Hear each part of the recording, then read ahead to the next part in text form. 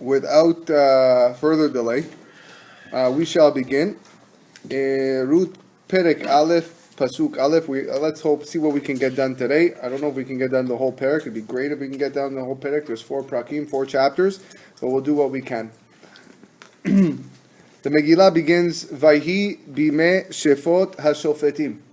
And it was in the day where the shoftim, the judges, ruled. Vayhi ra'av ba'aretz, there was a famine in the land. Vayelech ish, a man went, mi Betlechem Yehuda, from the city of Betlechem, which was in the territory of Yehuda. He left Israel, lagur bisde Moav, to live and dwell in the fields of Moab, which was now outside of Israel. Hu ve'ishto ushne banav. He, his wife, and his 2 sons. So this is the introductory. Pasuk. We know the rule that whenever a Megillah or a chapter begins with the word Vayhi, usually that's a bad sign. Usually something not good is going to happen. Vayhi bimei Hashverosh, and then Haman has his decree. Right? Whenever we see the word Vayhi, that's not good. And this is no exception. Shefot HaShofetim comes to tell me that this is in the time of the Shoftim. Those that are familiar with the books of Tanakh, after the 5 books of Moshe, you have Yehoshua, and then you have Sefer Shoftim. Shoftim at the time of the judges. This is before Shmuel, before David HaMelech, there was a period of judges. So Rashi says, looking in the first Rashi in source number 2, Vayhi bimei shefot hashoftim lifnei meloch melech Shaul. This is before the time of Shaul HaMelech, before the first king was appointed. Shehayu hadorot mitparnesim al yedei shoftim. The generations were being governed by the shoftim, the judges. And there were a lot of judges. Gidon was a judge. Shimshon was a judge. I'm just listing some of the more popular ones. Okay? Yiftach, a sad story there. There were a lot of judges in the book of Judges. Says Rashi, Ubime Ivtzan Haya. This was in the days of a judge called Ivtzan. She'amru Rabotenu, as our rabbi said, Ivtzan ze Boaz. That if you open up the book of Shoftim, of all the judges you're going to see there, one of the judges' name was Ivtzan. And Ivtzan was actually Boaz, and Boaz is going to play a very central role in this story. So, again, Rashi is using this as proof to tell you the timeline of what's going on over here. This is happening in the period after Yehoshua, after Joshua, but before Shaul HaMelech took control. And why the time of Boaz? Was Boaz supposed to be somebody, no? Well, Boaz was a shofet, which means if he was labeled a shofet, then he was a leader of the generation. He was he had a tremendous impact on the generation. Of course, Boaz was a shofet. Okay. Now, this man, who will learn his name soon, says Rashi in the second Rashi in source 2, Vayelech ish. Rashi says Ashir Gadol Haya. This man was extremely wealthy. He was very rich. Uparnas Hador, and he was a guy who sustained the community. People came to him a lot for money. The problem is that it got to a point, the famine was so bad that he couldn't handle anymore, and although he could have sustained them, he chose to leave. He became stingy, and he couldn't handle the fact that, okay, there was no money, there's a famine, no rain, and everybody's coming to him, I gotta get out of here. So nowadays you have the people, the wealthy people, the poor knock on their door, they pretend they're not home, right? Or no one's home, send the nanny to the door and say they run out, right? You hear of stories on Purim and the Mishlach Manot, they come to Matanot Le'Evyonim, and where are the people? They go out to a different place in order to avoid, it's chaval, it's a big avera what they're doing here. So this is what he did. He was stingy, so he left. And that's why, as we're going to see, he got severely punished with this. So this gives us an outline of, now we know when this story happened, and we know why this man and his family left. We didn't say the name. We still don't know the name. We don't know the name. Okay. But before we go on to the next pasuk, I want to show you in source number 3, Gimel, the Gemara makes note of the double expression in the pasuk that says it was in the day Shefot HaShoftim, where the judges judged. Now, if you were writing the Megillah, you should have just said Vahi Bimeh HaShoftim. It was in the days of the Shoftim. What is Shefot HaShofetim? So Gemara says, Maseh Babatra, we learned it recently in the Daf Yomi. V'amar Rabbi Yochanan, Mai dichtiv Vahi Bimeh Shefot HaShofetim? What is the meaning of the judges who judged? That's a very strange term. So the Gemara says, Dor sheshofet et shoftav. This was a generation that was so bad, and because of that, it was one of the reasons why they were punished with a famine, that they would judge the judges, the rabbis. So how? Omer lo, the judge would tell the guy, Tol kisam mi ben einecha. Take the toothpick, the twig, from between your eyes. Remove it. Meaning you have an avera, you have a small sin. You have to get rid of it. This is what the judge, the rabbi, would tell the guy. Omer lo, the person in response would tell the rabbi, Tol kore mi ben einecha. Korah mi ben einecha. Take the beam from off your eyes. Meaning, hey, you're looking at me that I have a little sin. Yeah, you should look at yourself. You're even worse. I saw you do this. And this was the chutzpah that the people had towards the shoftim. So it was shefot ha-shoftim. People would judge the judges. The Gemara is learning homiletically. They would judge the judges. And because of that, as a result, it's a vayhi, it's a very sad time because they get punished with a famine, and then he was forced to leave, and all this thing happened because of the lack of respect that people had over here, especially for the judges. So now, we can turn the page now to source number 4, which is Pasuk Bet. Pasuk Bet. Again, we just move. Again, the whole point is we just want to learn inside, and you see how it all connects. So now we learn the person's name. Beshem Ha'ish Elimelech. The name of this man who took off, his name was Elimelech. Beshem Ishto Naomi. And the name of his wife was Naomi. Beshem Shene Banav Machlon Vechilion Efratim.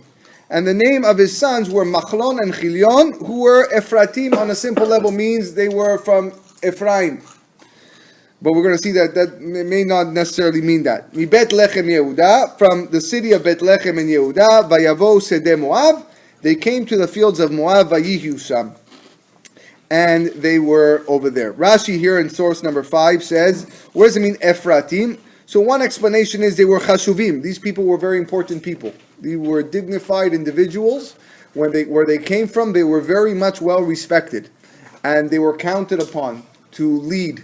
And they were counted upon to take control and to take charge, which made their sins so much worse when they escaped, for the fact that they escaped.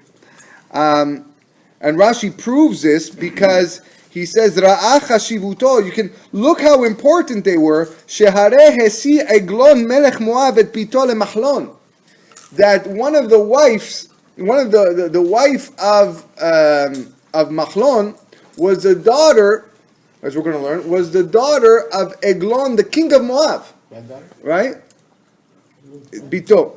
Right? The Rashi says Bito. The daughter of, maybe it was a grandma, he says Bito. It was the daughter of the king of Moab. Now Eglon, in the book of Shoftim, right, was one of the enemies of the Jews. He eventually gets killed by one of the judges whose name was Ehud. Ehud was, you may know the story, Ehud was a left-handed guy, and he took a little knife, and he went and he stabbed him, and he wasn't expecting it. So now, if a king is going to give his daughter to one of these guys, they must be important. He's not going to give a daughter to a regular Joe Schmo.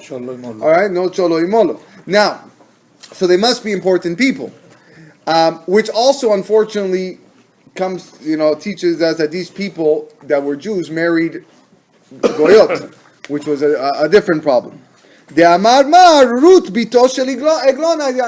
was the wife of Machlon, the son of Elimelech? Ruth was the wife, and she was the daughter of Eglon. So again, if Eglon, who's the king of Moab, is giving his own daughter Ruth to marry Elimelech's son Machlon, then Elimelech and their sons must have been important people. So Ephratim, according to Rashi's first pshat, means that these people were dignified. These were special people. Rashi's second pshat is no, they were Ephratim. They were from Shevet Ephraim, on the physical sense, on a simple sense. You said that there was a sin because they escaped Israel. Yes. Why? We see what Abraham and Isaac, they escaped because of the famine. There was no sin. Why in this case the sin? Abraham and Yitzchak at the time. First of all, they brought their entire community there. It was not I'm leaving by myself and not caring about everybody else. This was I'm leaving by myself. Too bad for you. Go fetch your own food. Abraham and Yitzchak. First of all, Yitzchak never left. Yaakov. But for them it was it was everybody with him. It was his whole community, right? And he took care of them. This was I'm leaving because I don't want anything to do with you. So it's a different thing. The Gemara in Masechet Baba Batra in source number 6, there's a machloken on what exactly the names of the two sons were. So in source number 6 says, Ketiv Machlon Vechilion, Uchtiv Yoash Vesaraf. If later in Divrei Hayamim, which is the final books of Tanakh, which is really just a history of all the names going through from beginning to end, the two sons of Elimelech are listed as Yoash and Saraf. So what is it? Is it Machlon and Chilion, or is it Yoash and Saraf? So Gemara says, Rav and Shmuel were two of the early Amoraim, and they argue, Chad Amar Machlon vechilion Sheman. One of them said, you know what the real names were? Machlon and Chilion. So then why does the book call them Yoash and Saraf? Velama nikra Sheman, Saraf and Yoash? Yoash shenityashu min hageulah. You know why it was called Yoash? Because he gave up on the Geulah. There was no remedy. There was no hope for this person. He felt that God's not saving us anymore. There was no faith. So therefore, Yeush is called giving up hope. That's the concept of Yeush. So therefore, it was called Yoash because he thought that that's it. God was not coming to help us. The famine was there. It was destroying everybody. I'm leaving. And why was he called Saraf? Shenitchayvu srefa lamakom. Because they were liable for the punishment of Srefa because they left their community, and that should have been their punishment of Srefa. Okay. So that's what the Gemara says. The Gemara says on that. Moving up to Pasuk Gimel. Thank you. Pasuk Gimel. Vayamot Elimelech ish Naomi. Now here's the punishment. He dies. Elimelech dies because of obviously leaving. Chayamita. Batishaer hi ushne baneha. And she was left with her two sons. Rashi here sees the words ish Naomi and thinks that they are superfluous. There's no need for this. We already know that Elimelech is the husband of Naomi. We said that last pasuk. So now here in pasuk Gimel, it says that Elimelech died, the husband of Naomi. Why do you need to tell me that again? I don't know that. What's it for? So it says Rashi, Lama Ne'emar. Why do you have to say? Why does it say Ish Naomi? Amru en ish met ela leishto. A man only dies concerning his wife. Meaning what? Ve'amar ish Naomi kelomar lefi shehu haya ish Naomi, because he was the husband of Naomi, vesholet alea, and controlled her. Vehi taflalo, and she was secondary. She didn't have a say in the matter. It was his decision to leave Israel to go to Moab, and she just said, I have to follow whatever my husband says. Lachen pag'a bo midat hadin velo ba. So therefore, when the strict hand came down and gave up Palisa and killed, it was him, not her. That's why she was spared, right? It was because the husband has the control on the woman as to the final decisions, where to go, where to not. You can't blame her. She stayed alive. She did not die. So he was killed because only he got midat hadin, because he was the one that made the thing. So Ish Naomi is that when a man dies, okay, there's a wife connection there. So we have the pasuk is telling me that Naomi was innocent here, right? He only died because he acted like a husband should act, which is making the decision, and that's why he had to get the makkah. Before he died, isn't it supposed to be a hazra'ah warning? No, that's only for like We don't Chilul get bored. Shabbat or other things like that. This was just a don't get midat bored. adin. According to Rashi, it was simple a makkah that was God felt, you know. You don't get warning from God. You don't get warning. You only get a warning when it's a death from bedin. Right. So if bedin, like you're chayav mita for mechalel Shabbat. So the way it goes is you get warnings, and someone sees you, he tells you you're not allowed to do this, and then after the warning and atra, then if they catch you again, then they kill you. But from God, it's straight. No warning.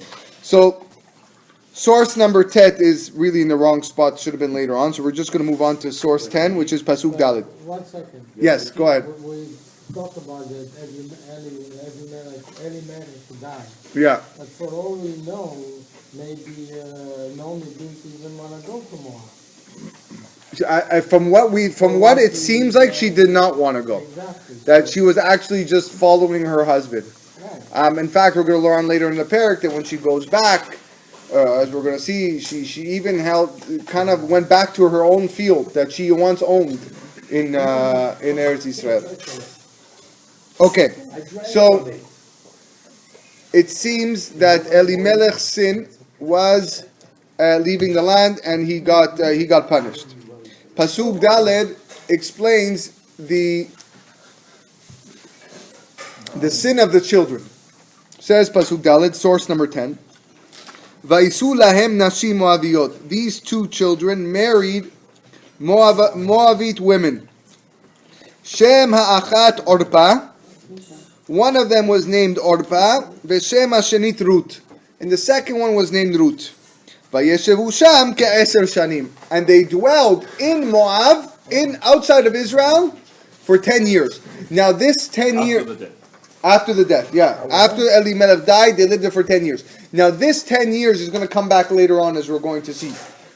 This plays an important part. But right now, these sons made a sin. They married non-Jewish women. One of them was Orpa, one of them was Ruth. Now, says the Gemara in Masechet Sotah, another play on names, that if you look in Shmuel Bet, okay, you see that Orpa is referred to as Harafa, not Orpa, but Harafa. And here she's referred to Orpa. So is it Harafa or Orpa? Again, the same two rabbis give Rabu Shmuel. Chad Amar Harafa Shema. One says, you know what her real name was? Harafa. Velama nikra Shema Orpa, she'akol orfin ota me'acharea. She was so immoral that she would allow men to come into her from behind, which was extremely absurd back then, right? And really shouldn't be practiced now as well. But nonetheless, this was her sin, that she allowed men like oref, like animals, like behemoth do, right? They come in from behind, and that's the lashon of orpa. She'orfin ota me'acharea. V'chad amar orpa shema. Another one says really her name was Orpa. As to why is it called harafa? She'akol dashin ota kaharifut. Meaning she didn't practice this type of sexual behavior that was immoral, but rather she was just immoral. She just was with many men over the course of her life. So therefore, she acted dashin ala kaharifut. They threshed her like harifot, like groats, and this was just an animalistic behavior. Okay. Now, the Malbim in source Yud Bet here says something amazing. Beautiful pshat over here. It's a bit long, but it's very much worth it. Unfortunately, the Malbim, I couldn't find the English translation, but I believe most of us can read here, so let's just follow along here. First of all, he says as follows, in Yud Bet, we're on page 4 at the bottom. Ve'ineh abanim hosifu lahato. These boys continue to sin. Bema shenas'u nashim moaviyot. That they marry non-Jewish women, shelo giru otan, and didn't convert them. Hey, you want to marry a non-Jew? Convert them. But don't just leave them there. Aren't you supposed to not convert? Well, we're gonna get to that. But if they really wanted to marry these people, they should have went through the process of conversion. Ve'alzeh amar shema achat orpa, and that's why the pasuk says, and the name of one of them was Orpa, ki begirutan hayu meshanim et shem hakodem, because the first thing you do after a person converts is you change your name. You give them a new name. It's standard practice. You know, Abraham, Israel, you give them a name. There has to be a new name. But they didn't change the name. Orpa was her old Moavi name. Vehem nisharu bishmam. So what's the question? Ruth never changed her name. Right? So that's what he puts in the brackets here. Ve'agam sheRut lo shanu shemam gam achar shenitgayera. Even though Ruth didn't really change her name after she converted, which is going to happen soon. Al ze amar bi brachot. That's why the Gemara in Masechet Brachot says, "My Ruth." What does Ruth mean? Sheyatza mimena David sherivahu la'akadosh baruch hu beshirot v'tishpachot. Ruth comes from the word veriva, which is like another form of praise or singing towards God. Shakusha my Ruth. The question of the Gemara that says what is Ruth, it doesn't mean like what's Ruth. It means lama lo shinu et shem giyuta. Why didn't they change her name? Right? So therefore the Gemara answers because Ruth is actually a very special name. Ruth does not symbolize something bad like Orpa. Orpa symbolizes something bad. Like we learned in the previous source, all the bad things that she did. Ruth was actually Sherivahu la'akadosh baruch hu with tishpachot and shirot. This was her grandson was going to be David HaMelech, which embodied the whole idea of praising God. V'gam ze mevoar milashon vayis'u. Really, also when you look at the pasuk where it says "and they married," it doesn't say the normal word for marriage, which is vayikhu. In Tanakh, whenever someone married, vayikhu, as in Parashat Shemot, vayelech ish mi bet Levi, vayikach et bat Levi. This was Amram. He took the daughter of Levi, vayikach. That's how the Torah says he got married. Here it's vayis'u, right? She'al lekicha bekidushin kadat ba. What does it mean, vayitzu? Vayis'u is, that's why I put in bold. Velashon vayis'u ba lerov benisuin shel nashim nochriyot. Whenever you see vayis'u, it's usually you're marrying a non-Jew. A non-Jew. And he proves it over there. The end of the Malbim, I'm just going to say it outside. He says that really there was a second sin over here. Machlon and Chilion. Machlon was the oldest. Chilion was the youngest. Chilion got married first, which was disrespectful.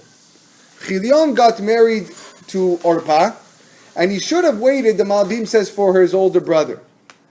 And that lack of respect, okay, works both ways. One, it's disrespectful, you have to wait for your brother. And as a result, now that Machlon, now that Chilion married Orpa, Machlon was forced to just follow his brother. But the Malbim says a chidush over here. He says that if Machlon would have married first, like should have happened, Machlon would have married Ruth. He would have seen that, you know what, Ruth isn't such a bad girl. Right? Ruth is not to the level of Orpa. And then, maybe he wouldn't have married Orpa. Maybe he would have married someone else. Or maybe he would have changed. Maybe he would have said, okay, I'm going to marry a Jewish girl, because Ruth may have converted. So the fact that Chilion, just jumped in was also bad over here. So not only did they both marry non-Jewish women, but they did it in the wrong order. Maybe if you would have allowed Machlon to marry Ruth first, Ruth may have converted, and then Chilion would have maybe married a Jewess. Yeah, but if you're doing all the maybes, then you're right. Wait a second. Maybe the older brother doesn't get married for 20 years. Or maybe he stays a bachelor the rest of his life. Nowadays. No, but I mean, even then, so it's not fair to say to the younger brother, hey, you found somebody? Too bad, just wait. So that, believe it or not, that's a question that arises today, right? When that happened with Lavan. He gave Leah. He said everything.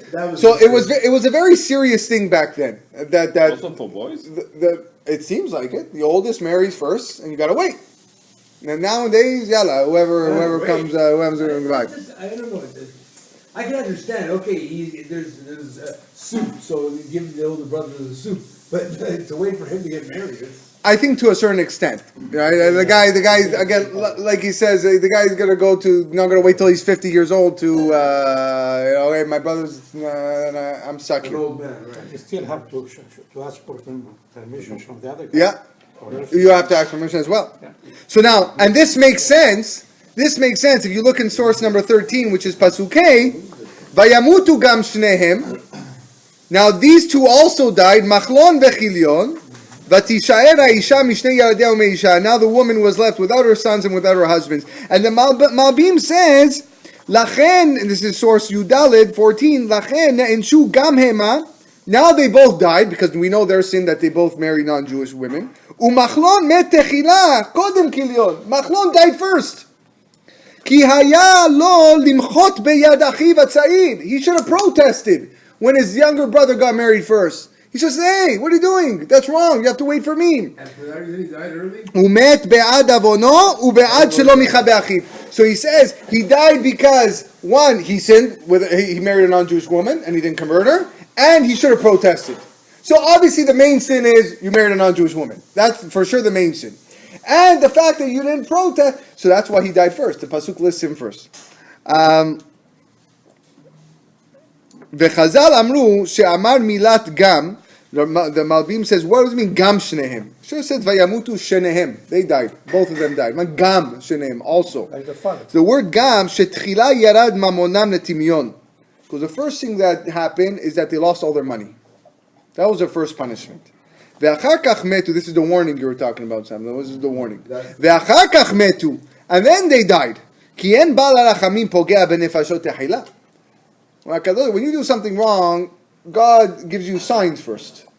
Right? He gives you the money. First he takes away your money, then he breaks your leg, then he did. Yeah. Right? Oh, yeah. Now, in the last line of Malbim, Vatishaer ha'isha, the woman was left. Ki hi lo ishtatfa bechet'am. She did not partake in the sin. Her mind was always on Eretz Yisrael. She always wanted to go back, but she couldn't. The mother. Because she was whatever the husband said, right? That's what we learned in the beginning. Okay. Vatakom hi vechalotea. So she got up, her and her daughter-in-laws, Vatashod miste Moab, to leave the land of Moab, ki sham'a biste Moab, because she heard in the field of Moab, ki pakad Hashem et amo, that Hashem has remembered His nation, the Jewish people. Latet lahem lachem. So the rumors swirl around. There's food again in Eretz Yisrael. There's food. The Malbim here just says that it was her decision, not so much the daughter-in-laws. That's why the pasuk says vatakom hi. Right? She got up. It was her motivation to get up and go. You can read it on your own if you wish, but let's move on for the sake of time. She was accompanied by her two daughters, and she left the place that she was there. And she set out on the road. So Rashi here says, you already told me in the last pasuk that she was going to her new place. So why again you have to tell me that she left the place? You already told me that last pasuk. למה נאמר? הרי כבר נאמר ותשוב משדה מואב. ומהיכן תשוב אם לא תצא מן המקום? Where is she going to go dwell if she's not leaving the place? That's an obvious question. Like, you don't have to tell me this. אלא מגיד שיציאת צדיק מן המקום ניכרת. This is a famous Rashi. He uses it also when Yaakov, Parashat Vayetze Yaakov מבאר שבע וילך harana. Right? So, same idea. You could have just told me he went to Haran. Why do you have to tell me he's leaving Beersheba? We knew he was in Beersheba. Same idea here, that when a tzaddik leaves a city, it leaves an imprint. It makes an impact. People don't feel it, but a tzaddik brings bracha. That's why Lavan was so upset when Yaakov left, because he had all the bracha when Yaakov was there. So he's saying over here, Osa Roshem, Pana Ziva, Pana Adara, Pana Shevacha Sher'id. Now the splendor, the majesty, all the glory is gone in the city now because Naomi left. V'chen vayetze Yaakov mi Beersheba. Right? And he quotes a pasuk. Okay. Moving on, pasuk chet. Yutet, source 19. Vatomer Naomi lishte kalotea. So now Naomi tells her two daughter-in-laws, Lech nashovna. Okay, girls, thank you very much. Go back home. Leave. Isha lebet ima, each one to her mother's house. Yas Hashem imachem chesed. She gives them a beracha. May God perform with you kindness. Kasher asitem ima metim ve'imadi. Like you have done with the dead and with me. So we're going to see what this means. They were sisters? There was, Ruth and Orpah. Yeah, we don't know exactly. I haven't seen a source if they were sisters or not. But Why did she tell them after they left to leave back? Why didn't she just tell them, I'm leaving, you can stay? No, so go back to So your the- house. the- Go back to No, your because house. they already left. so let's look at why the Malbim talks about that in Kaf. Naomi chashva techila. Naomi thought at first, Shema she'ochim ata bederech shel Eretz Yehuda. The reason why they were going together, kavanatan rak lilvota shelo terech yechidi. They wanted to accompany her. Miskena, it's an old lady. She's going to walk by herself through the fields. That's not normal. That's not nice. They didn't have cars. They didn't have via trains over there. They had to accompany her. ודתם ללוותה על ארץ יהודה בתורת לוויה. That's what they thought they wanted to do. ואחרי זה ישובו משם לארץ מואב, and then they were going to go back. This is what Naomi thought they were doing right now. על זה אמר, therefore she told them, אמרה להם, לכנה, go. היינו שילכו לדרכן שהיא בארץ מואב. Go now, שאינה צריכה לוויה. I don't need escorting. I can handle it. I'm good by myself. You can go home now. ובאשר בלכתן להתיישב בארץ מואב, and what did she say to them? You have a choice now when you go back. יש להם ברירה. להתיישב בעיר אחת מערי מואב, either to go dwell in a separate city בפני עצמו, או לשוב אל בית אימם, or go back to where you came from, your mother's house, your kingdom. Right? Ruth came from the king of Moab.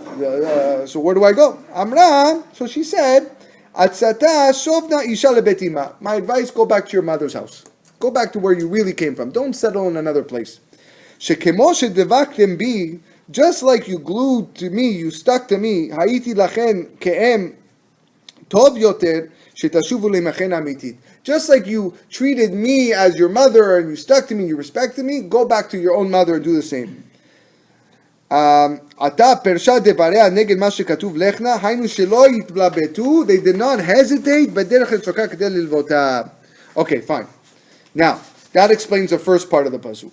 And the second part of the pasuk is, what does it mean, Yas Hashem imachem chesed, Hashem shall do for you kindness,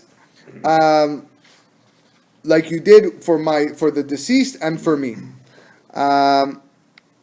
So the Malbim brings it, but he really quotes the midrash. So let's look in 21, which is Kaf Aleph. That's a midrash. Ka'asher asitem im hametim shenitpaltem betachrichehon. The custom was that when someone died, they had to wrap. Till today, they wrapped them in a tachrich, in the shrouds, and they took care of that. Which is a very big chesed. We know that the real chesed shel emet is a person that works with the deceased, with the dead, because you're not getting anything in return. Whatever you do for that dead guy, he's not helping you. He's not giving you anything back, right? It's real chesed shel emet. So you occupied yourself with their shrouds, and you gave from your own. They gave from their own. That's already big chesed that you did for my own two sons. So first of all, chazaku baruch on that. That's number one. Number two, how did you do chesed for me? Ve'imadi shevitru la ketubetehen. You gave up your ketubah. These are non-Jewish women. So you're right, but there's still a marriage contract, What do you right? mean, Even give there's up? doubt. So now, What do you mean give up if it? so even if Machlon and Chilion died, Yeah. technically they go to one Terud and say, okay, you still owe me money. Someone's got to give me money.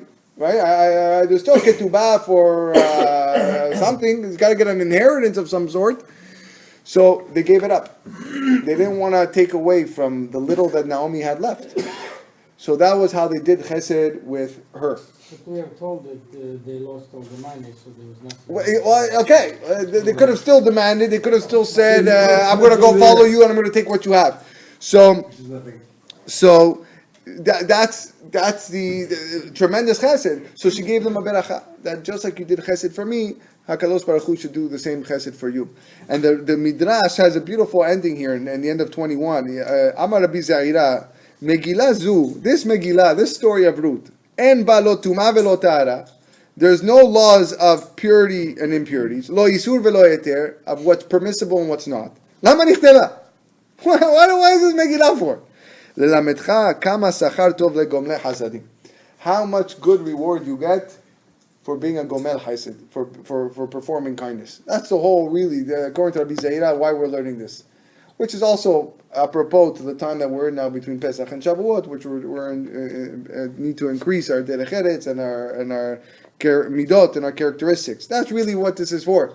And Ruth, who was the ultimate one, because she eventually continued the whole way, was David HaMelech, which is how we're going to end this story. So she continues the beracha in Pasuk Tet, number 22. Yiten Hashem lachem umtzena menucha. Isha bet isha, God shall provide you protection. Vatishak lahen, she kissed them. Vatisena kolan, vativkena, and they all started crying. So they hesitate. Vatomarna la, they tell her, no, kitach nashuv le'amech. No, we're not going anywhere. We want to go back with you. We want to go back with you.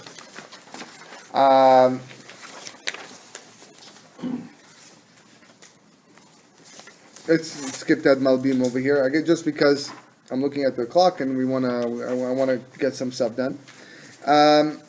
Pasuk Yudale. Vatomer Naomi, Shovna benotai. Lama telach naimi. Go back. Why you want to come with me for? How li banim b'me'ai v'ayu lachem la'ashim. Do I have any children inside of me that are going to be your husbands? Shovna benotai lechna. Turn back. Zakanti miyot leish. I'm too old to get married. Ki amarti yesh li tikva. Even if I thought that there was hope, that if even I was to marry a man tonight, and I was to bear children tonight, you're going to sit here and you're going to wait now till they get older 20 years, right? But again, this is God's Jewish woman and not Gosh woman. Who are we talking about here? Who are you referring to? We're talking about the boom. So we're saying here. But it's saying, even if you're going to wait for me, why are you sticking to me for? You want to be my family? My family is no longer connected to you. Even if I was to get married, first of all, I'm too old to get married. And even if I was to get married, you're going to wait for a child that if it's going to happen. My lot is more bitter than yours. Because Hashem struck out against me. So this, the Malbim says, a beautiful chidush over here. He says that this is connected to the 10 years. He says that when a person loses her spouse, when a woman loses her husband, then how this works, I don't know. But there is 10 years that she has able, that if she gets married within those 10 years, okay, she can still conceive. She can still conceive. To a certain extent. Well, Sarah got married. Sarah got 90 years old. All right, to a certain extent. The only way she can continue after 10 years, the Malbim says, if she has that consistent kavanah that I'm going to get married, I'm going to get married, I'm going to get married, I'm going to get married. Now, she never had that dat. And this night, when they're leaving, is night of year 10. This is it. It's the final night. This is the final night. That's why the Pasuk before said, and they lived there 10 years. All right? They lived there 10 years. So the Malbim says this was the night of the 10th year. So she says, listen. He goes, first of all, this is my last night. So after this, I can't. You're going to go find me a husband now. Right? Even if you find me a husband, then what are the chances that I conceive? And if I do conceive, you're going to wait. So now it makes sense why she had to give all that thing, right? It took 10 years to get to this moment. She's on her last night in terms of possibly getting, conceiving another child, which she doesn't think it's going to happen. She's saying, get out of here. Like, it's done. Move. All right? But why does she think, like Thomas said, that Ruth had these intentions to wait for another son. Why? Why That's does he take exactly that your way? point. That's exactly your point. Why are you staying with me here? Yeah. Go. Okay, sister, that's a joke. Is it? Yeah, there you go. This is all sarcastic. It's, Yeah, okay, this okay, is not going to happen. This is she's saying. No, but maybe like you said, they try to be kind to her and take her to Eretz Israel and then go back to Moab. Well, so let's see the response in number 28. Pasuk Yudalid. Batisena kola empezaron a llorar, crying again. Everyone crying now. Okay, this is a crying party. Vatifkena od, vatishak orpa lachamota, verut tafka ba. Orpa gave her a kiss and said, Ciao, baby. see you later. Verut dafka ba, but Ruth clung to her. She didn't leave. Now this played a central role in future history. Although this is the last we see from Orpa herself, Orpa became the grandmother of Goliath. Orpa went back.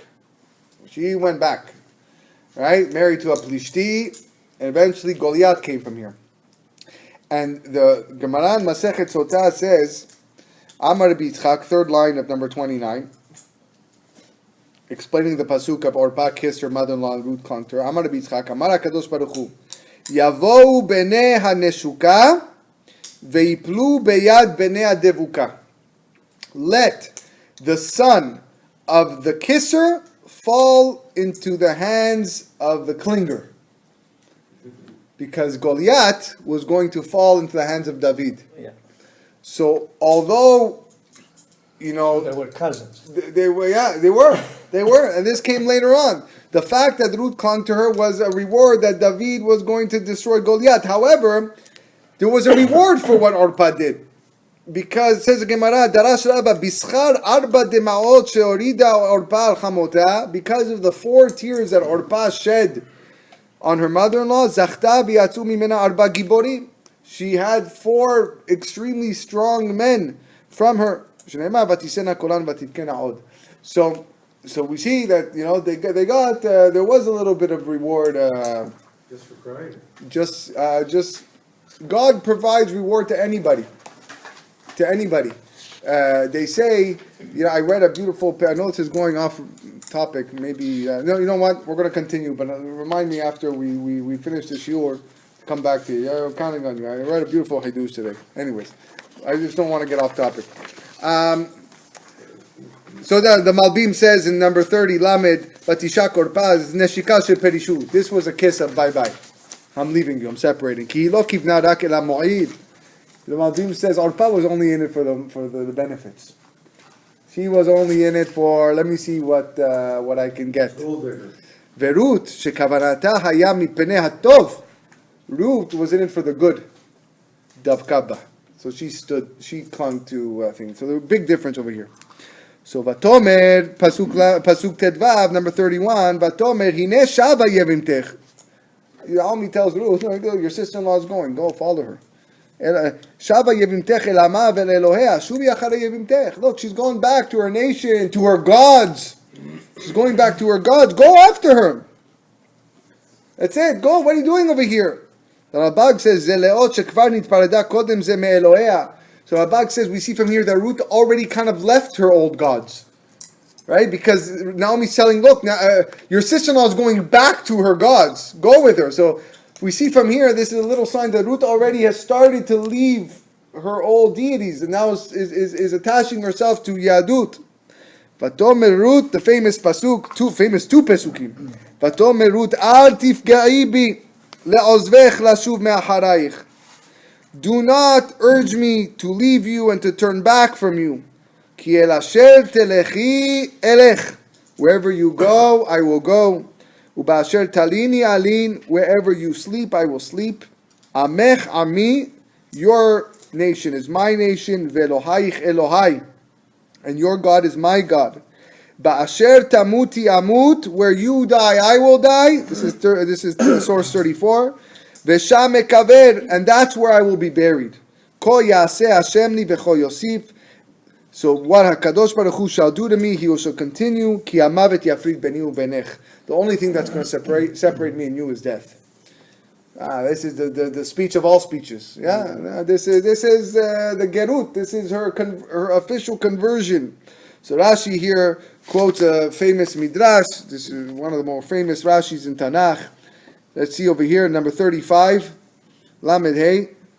Mikan amru rabotenu, from here our rabbis tell us, Zichronam Libracha, Ger sheba lehitgayer, whenever you have a convert who wants to convert to Judaism, modeim lo miksat onashim. First we tell him all the bad stuff about the religion. We tell him all the punishment you're going to get, you chames on Pesach, karet, you're going to do this, sekila, you're going to do avodah zarah, you're rebel. You tell him all the bad stuff. Sheim ba lachzor bo yachzor. So if he wants to go back, let him go back.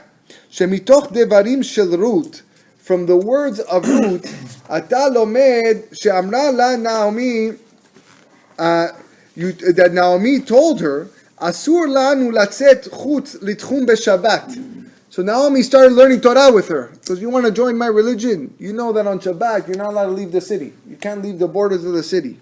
Amra la, she told her, Basher terchi elech, wherever you go, I'll go. You tell me not to leave, I won't leave.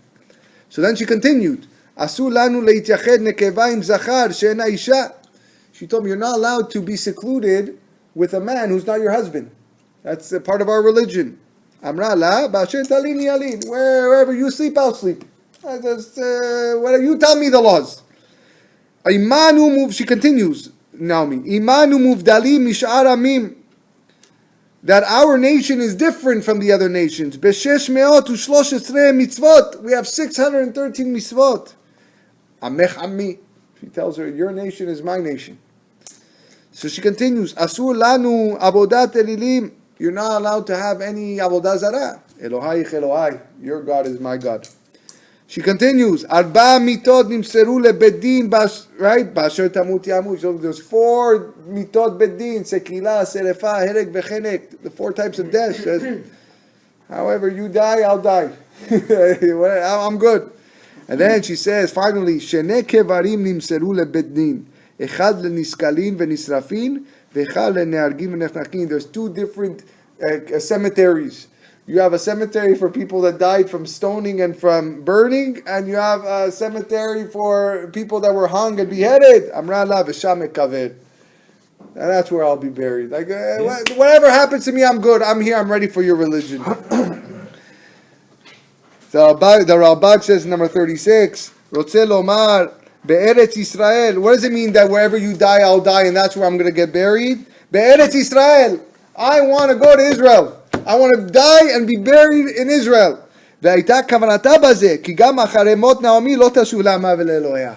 Because even after Naomi died, she never went back. She stayed in Israel.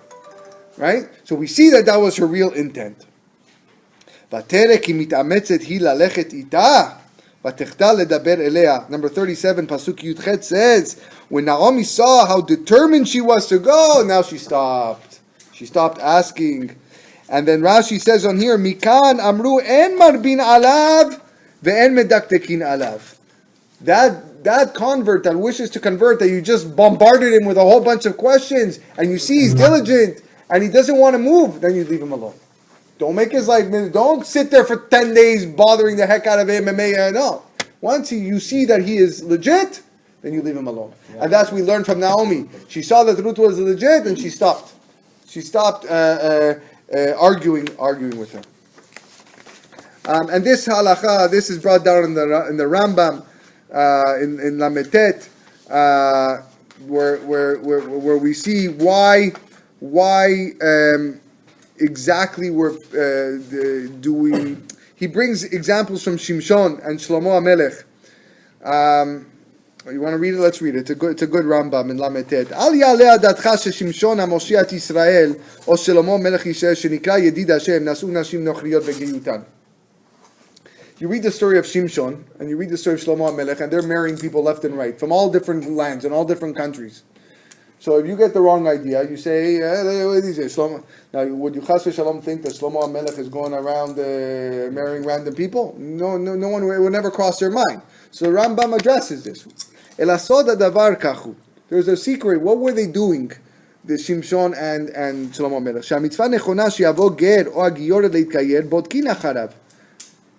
These people, first of all, according to Kabbalah, Shlomo HaMelech had to get the nitzosot of Kedusha. He had to get the sparks that were embedded in all parts of the world from all these. That's why he married so many of these princesses.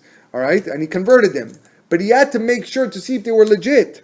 Shema biglal mamon, maybe they were after his money. Sheito lo bishvil serara, or for the respect. Sheiskela o mipnei pachad. So he continues over here that is the job of a rabbi when it comes to again. We have to see, what is this guy? Does he have any ulterior motives for becoming a Jew? Maybe he wants to have work less during the year. Right? He doesn't like work, so I know if I'm a Jew, I work less. Right? Holidays here, holiday here, holiday here. I don't want to work. Is that his reason? If that's his reason, then we kick him out. So we have to investigate. But Shlomo, 1,000 wives around the world, and they all want to convert for the right reason. He found the reason. When you learn Sefer Melachim in depth, you'll see why he had to go specifically to the Nesicha of Mitzrayim and the Nesicha of this. Okay, he was trying to build a relationship with the world. Plus, he was also trying to because he was ruling the world, and then he wanted to have a marital connection to all these places so that he has control. Certainly. But to think that all these princesses were all... Well, he converted them. He definitely converted them. But to think that they were, with the right reasons rather than to make also, for the same reason that he's getting married, she's getting married, because she wants her majesty to be with his majesty, etc., etc. Yeah. Why not say?